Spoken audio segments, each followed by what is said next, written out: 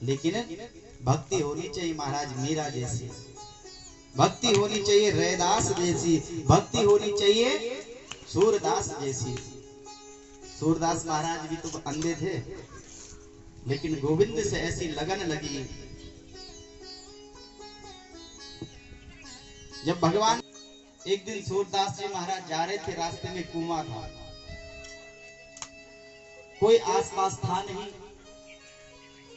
सूरदास जी को कहीं जाना था, मन में सोचा क्या करूं, जा तो सकता नहीं, रास्ते में कुआं है, कहीं गिर जाऊं।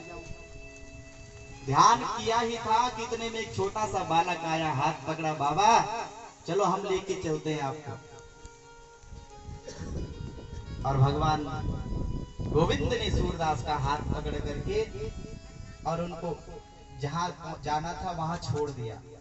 अब सूरदास को ध्यान आया, इतनी सुबह सुबह और इतना छोटा बालक कहां से आ गया।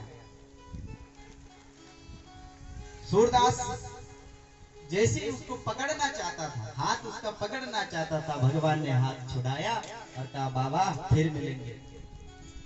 सूरदास जी बहुत रोए, गोविंद अरे छोड़ करके हमें जा रहे हो, हाथ छुड़ा करके तो जा रहे हो, दिल से उतर करके जाओ तब जानू। सूरदास अपने मन में गोविंद को ऐसे बसा लिए, बोले हाथ तो आप छुड़ा करके भाग गए, लेकिन मन से जाओ तो मानो। सूरदास के पद कभी पढ़ना आप तो अपने घर में भोग बनाओ, भोग भगवान के लिए भोग। अच्छा सुनो, गृहस्थ जीवन बड़ा ही सुंदर है। गृहस्थियों के यहाँ से संत भी भोजन पाते हैं। कोई अगर भिक्षुक आ गया तो उसको भी हम लोग देते हैं कुछ न कुछ, और ध्यान रहे देना भी चाहिए।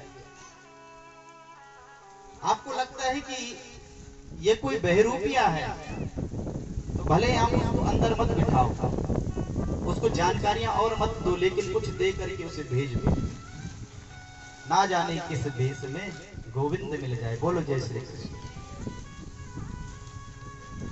तो ऋषभदेव भगवान भी अपने बेटों को समझाते हैं, बेटा अपने गृहस्थ जीवन में जब रहो तो संतों का सम्मान करना चाहिए, अतिथि का सम्मान करना चाहिए।